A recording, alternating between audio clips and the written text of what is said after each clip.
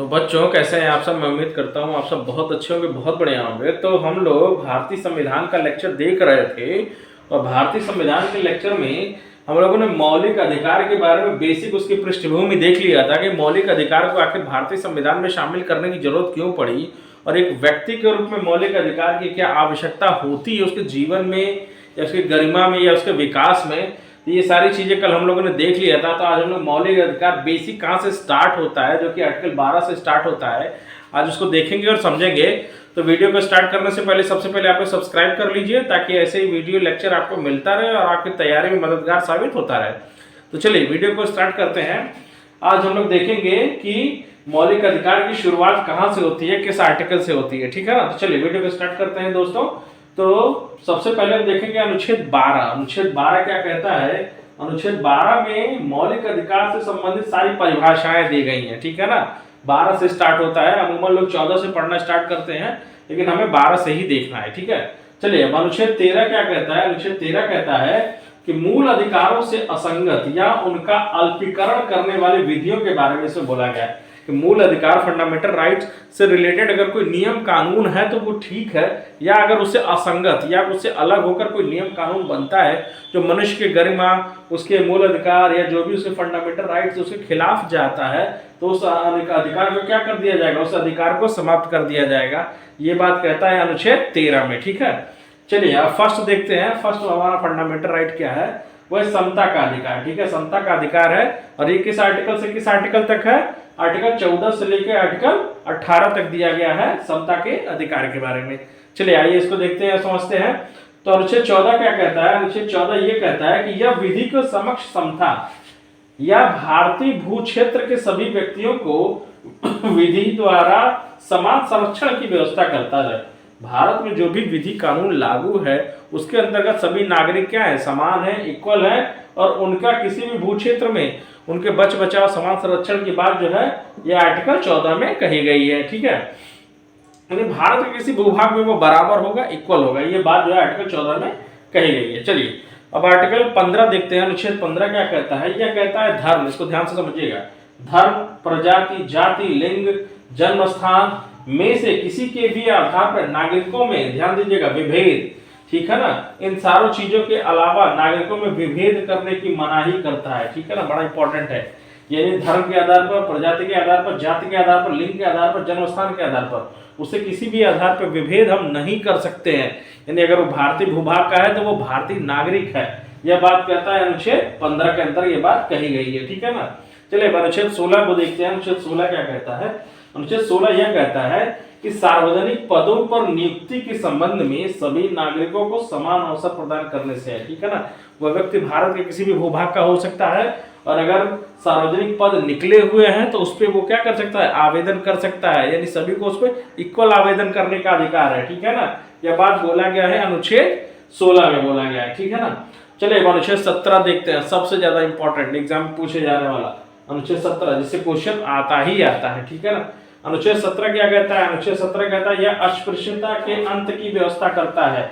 यानी जो समाज में छुआछूत की जो बुराइयां थी, ये जो सदियों से चला आ रहा था हमारे भारतीय इतिहास में, मध्यकालीन से लेकर आधुनिक भारत तक इतिहास में जो अस्पृश्यता संबंधी जो बुराइयां थी, जो छुआछूत था, जो अनटचेबिलिटी थी, उसके अंत की बात करता है, ठीक है ना। और इसके लिए तगड़ा कड़ा ठोस प्रावधान है, यानी दंड की व्यवस्था भी की गई है। तमाम सारे SC ST एक्ट इसके तहत लागू किए जाते हैं। तो अगर इसके साथ कोई इसके साथ छुआछूत करता है, समाज में किसी तरह का भेदभाव करता है, तो उसके लिए सख्त जो है सजा का प्रावधान किया गया है हमारे भारतीय संविधान में। चलिए आर्टिकल 17 हम लोगों ने देख लिया। अब आर्टिकल 18 देखते हैं, अनुच्छेद 18।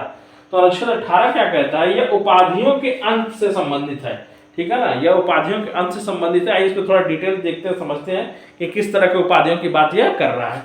तो नोट हम देख लेते हैं। नोट फर्स्ट क्या कहता है कि सेना या विद्या संबंधी सम्मान के सिवा अन्य कोई भी उपाधि राज्य द्वारा प्रदान नहीं की जा सकती है, ठीक है ना। यानी दो तरह की उपाधियां, जैसे विद्या से संबंधित और सेना से संबंधित, ठीक है ना। सेना और विद्या के संबंधित राज्य कोई भी उपाधि आपको नहीं दे सकता है।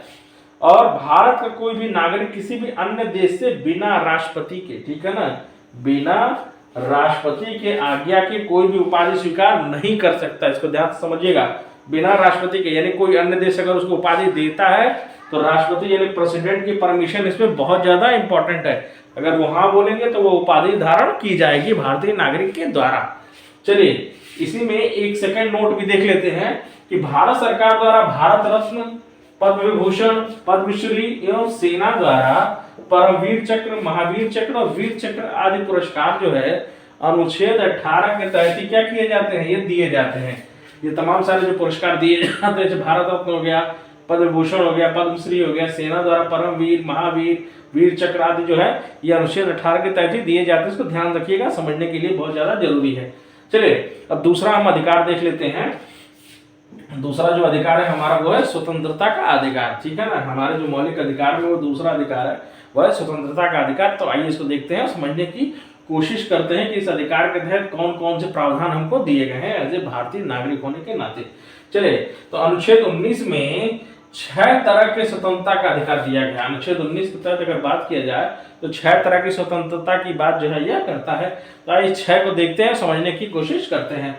तो अनुच्छेद 19A, ठीक है ना, अनुच्छेद 19A क्या कहता है, तो बोलने की स्वतंत्रता की बात करता है। ठीक है ना, जो बोलने की आजादी हमें बोला गया, अपनी भावनाओं को व्यक्त करने की बात बोला गया, वो इसी के तहत बोला गया। इसी के तहत फिल्म निर्माण, मीडिया, प्रेस सब इसके अंतर्गत ही आता है। याद रखिएगा, अनुच्छेद 19A के तहत ही। चलिए अनुच्छेद 19B देखते हैं। 19B क्या कहता है कि शांतिपूर्वक बिना हथियारों के, ठीक है ना, शांतिपूर्वक बिना हथियारों के एकत्रित होने और सभा करने की स्वतंत्रता की बात करता है। ठीक है ना, होने और सभा करने की स्वतंत्रता की बात जो है अनुच्छेद 19B के तहत बोला गया है। चलिए अब अनुच्छेद 19C देख लेते हैं।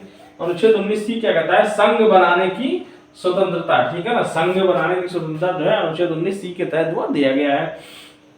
अब अनुच्छेद 19D देखते हैं, किसके तहत क्या दिया गया है कि देश के किसी भी भू क्षेत्र में आवागमन की स्वतंत्रता, यानी भारत के किसी भी भूभाग में, अब तो जम्मू कश्मीर वाला भी प्रावधान हट गया है, तो किसी भी भूभाग में हम क्या कर सकते हैं, स्वतंत्रता पूर्वक विचरण कर सकते हैं, घूम सकते हैं, आ सकते हैं और जा सकते हैं किसी भी भूभाग में। ठीक है, चलिए अब अनुच्छेद 19E क्या कहता है, इसको देखते हैं कि देश के किसी भी क्षेत्र में निवास करने, ठीक है ना, देश के किसी भी क्षेत्र में निवास करने एवं बसने की स्वतंत्रता। ठीक है ना, यानी हम भारत के होने के नाते, भारत के नागरिक होने के नाते भारत के किसी भी क्षेत्र में बस सकते हैं, निवास कर सकते हैं। ठीक है ना, जम्मू कश्मीर वाला प्रावधान भी हट गया, वहां भी जाके क्या कर सकते हैं, बस सकते हैं। ठीक है, ये बोला गया अनुच्छेद 19E में। चलिए अनुच्छेद 19G देख लेते हैं कि इसमें क्या क्या प्रावधान दिया गया है। इसमें दिया गया कि कोई भी व्यापार एवं जीविका चलाने की स्वतंत्रता, यानी कोई भी हम बिजनेस कर सकते हैं, कोई भी जीवन यापन संबंधी कोई भी छोटा मोटा जो है व्यवसाय कर सकते हैं। ये सारी चीजें चलाने की जो हमें स्वतंत्रता मिली है वो मिली है अनुच्छेद 19G के तहत मिली है। चलिए आइए नोट देख लेते हैं। ये नोट क्या कहता है कि जो प्रेस की स्वतंत्रता का वर्णन है, ठीक है ना, जो प्रेस, जो समाचार पत्र वगैरह जो आते रहते हैं, प्रेस की स्वतंत्रता है, ये अनुच्छेद 19(1), ठीक है ना, ध्यान रखिएगा, जो ये अनुच्छेद 19(1) है उसी में क्या किया गया है, उसी में ये दिया गया है। जो हमारा पहला था यानी अनुच्छेद 19(1) जो है बोलने की जो स्वतंत्रता थी, उसी के तहत जो है प्रेस की स्वतंत्रता का वर्णन जो है किया गया है, यानी उसी के तहत ये इनको आजादी जो है वो मिली हुई है। तो बच्चों आज का लेक्चर यही समाप्त होता है। जाने से पहले आप चैनल को सब्सक्राइब कर लें ताकि ऐसे ही इंपॉर्टेंट लेक्चर आपको मिलता रहे, और ये सारे आप देख लीजिएगा, इससे क्वेश्चन बनता ही बनता है, चाहे वो 15 हो, 14 हो, 16 हो, 17 हो। 17 तो बहुत ज्यादा इंपॉर्टेंट है, अस्पृश्यता का अंत वाला, ये एग्जाम में पूछता है। चलिए वीडियो देखने के लिए बहुत बहुत धन्यवाद और सब्सक्राइब करके ही जाएं। Thank you.